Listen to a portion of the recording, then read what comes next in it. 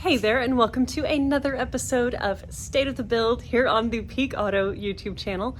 My name's Emily Reeves, and I'm so happy to be your host of this series. As I always feel, this episode is gonna be awesome. We've got our buddies, Farmtruck AZN, and these guys have been all the buzz on social media lately because of a certain build that got leaked for a TV show that's coming up. And they were out testing it, and someone took a video that ended up going pretty viral online, and we are so stoked to get the inside scoop on this build. Because these guys are running like crazy, we couldn't nail down a scheduled time to toss videos back and forth in real time. So I've been chatting with Lou, their right-hand man, and we've assembled a handful of great topics and questions to cover on the build, and hopefully I can patch this together and it will be great. The whole thing with this series is it was started during COVID when we couldn't be together and do in-person interviews, and we've just continued to do it, literally texting videos back and forth. So this one will not take place at the same time. It's instead going to be a list of questions that I have for the guys on the build, and then they will create videos in response to those questions. The end result will be great conversation about a certain awesome build, and that's all we want. So hope you guys enjoy this episode. Let's get into it. What's up, fellas? Thank y'all so much for taking the time to make some video responses for me on this build.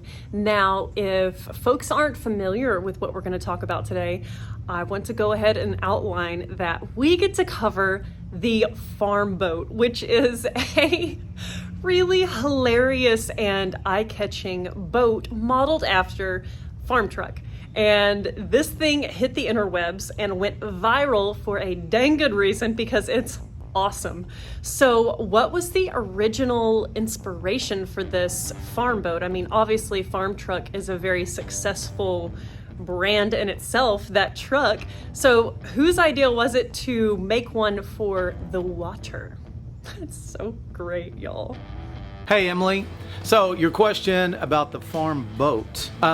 We had this idea for a long time, and we were able to actually make this thing come to life. The idea of the Farmtruck AZN show, they wanted to do 8 episodes, 8 different builds. We had to come up with 8 different things, and the Farmboat is something that we've been wanting to build for a long time. Miss Emily, I failed swimming lessons at 6 years old, so I'm gonna need as much flotation devices around me as possible. Farmtruck knows this. I said, hey, if you're gonna build a boat, make sure it's at least worthy so that I don't have to swim. Well, the thing is AZN grew up with his dad having a boat. AZN, he almost drowned several times. In the boat. I grew up as a laker. My parents took us to the lake all the time. We went camping, we went boating, but this boat is way different from any of the other boats I've ever driven. I always thought a boat was just for fishing. I always thought that growing up. I never thought boats were for going fast. I only thought they were just throwing a pull off the side and then doing some fishing. But bringing in urban caps, going to these small town events has taught me that it's a whole other world, and there's a lot of smarter people than we are when it comes to the boat industry. We want to do stuff on the side all the time, but with the television show, they want to capture the builds, the payoffs, all that stuff. So we said, hey, there's no better opportunity now than to build what we want inside our mind and to have a big corporation get behind us on it. Y'all are the best. Okay, my next question is, was there one of you that is a marine specialist of sorts? Have you done boats before, or did you guys have help from someone that's kind of a marine guru? Marine specialist, not so much. We always bring in an expert on these things.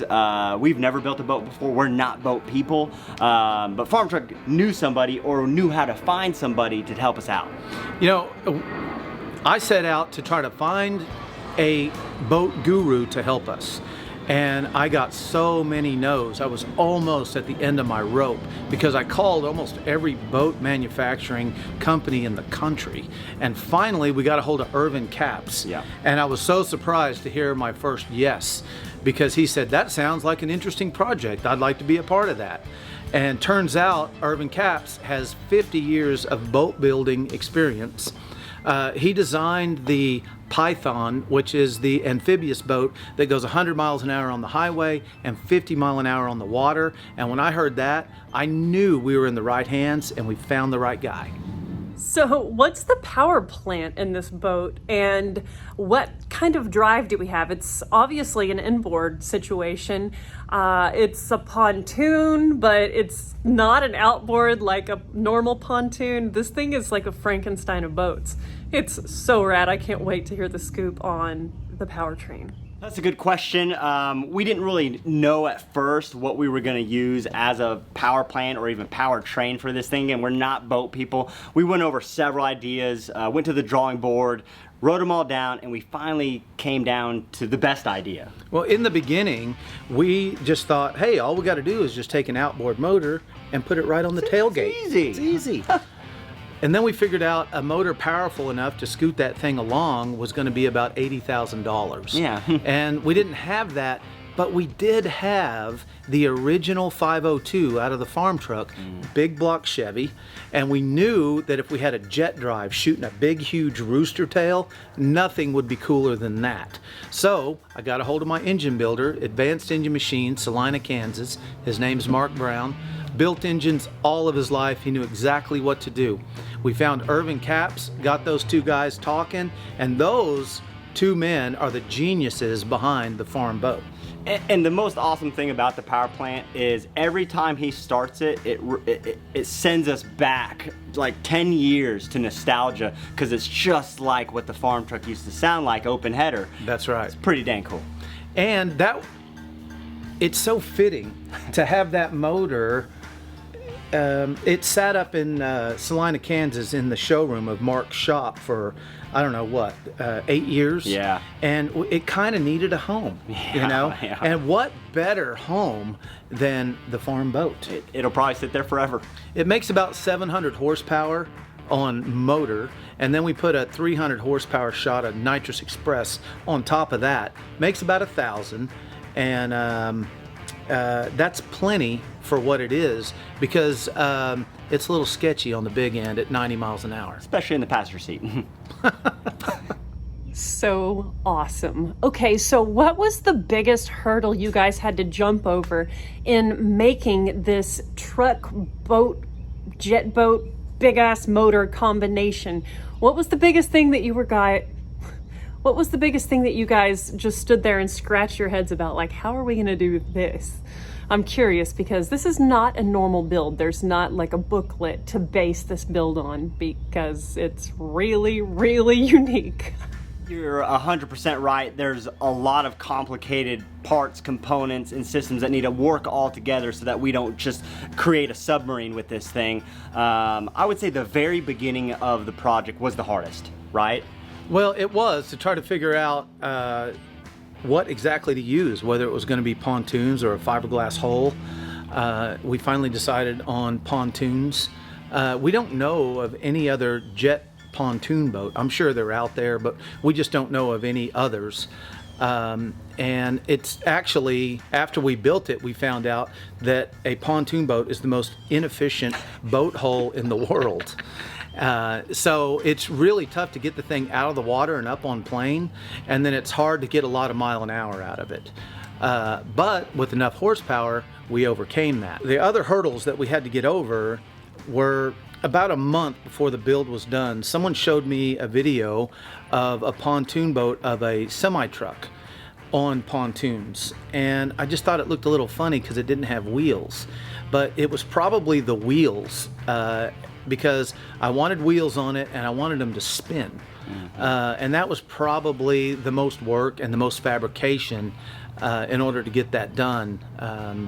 And then pretty much the whole thing, you know, we really don't know what we're doing in the boat world or the hot rod world, but it was one thing at a time, you know. And we just kept, you know, okay, if we take this body and we set it here, we scoot these pontoons in, we cut them off to length, we can let them stick out a little bit in the front. It was just baby steps every single day, figuring out what was going to look good. And we mocked the thing up 500 times and tore it down. And then finally, for the last time, it was in paint. It all came together, and it turned out way better than what we thought it was going to. I mean, I've never seen anything marine from you guys, so this was a total surprise, but I'm curious if there's any history there with boats or being on the water for y'all. I'm sure that your dad let you drive Oh yeah, your dad's boat. That's always a good experience. So, I mean, as car guys getting behind the wheel of a boat, that's about the height of our experience. You know, it was such a big deal when Dad let you drive that boat for the first time. Woo! Wasn't that special? Man, you were on the ocean. You were king of the world when that happened. And Asian, Huh? it's time that you drove it. Oh, The farm the boat. old boat. I got to buy Yeah. a boat, a canoe. That's- You got the, no. Oh, You're gonna drive the farm boat. I don't want to drive. Emily, Right? we Just like Dad would No. let you. Emily, Okay? see what you started? We appreciate all these questions, but you're getting Farmtruck all riled What's up. wrong? He wants to take this boat out. This was You don't wanna drive it? No, we don't. It's not even. No, dude. It's not even supposed You to. want to be on top of the world, right? Look, no, over here. Look, back here. Come if on, we dude. just go over here. You'll be fine. Right, we got plenty of land. I know you're scared of it. Look, we got a All right. track we could go to. We're gonna go in the water. Thank you guys so much for taking the time to make videos so I can toss this episode together and share some behind the scenes info on the awesome farm boat. I really appreciate y'all, and I know everyone that sees this episode will too, because you guys are legendary, truly. Oh my gosh, I can't wait to see more farm boat adventures, and we will see y'all soon, somewhere, I'm certain of it. Thanks, y'all. All right, Emily, thank you for all the questions. We're going to have 8 episodes appearing soon on Discovery Channel, Farmtruck AZN show. It'll be Street Outlaws, Farmtruck AZN. We look forward to seeing it ourselves. We don't know how they're going to cut it together, but we appreciate the opportunity, giving us the platform to talk about one of our projects. There's 7 more to come, and hey, next time we'll be interviewing you.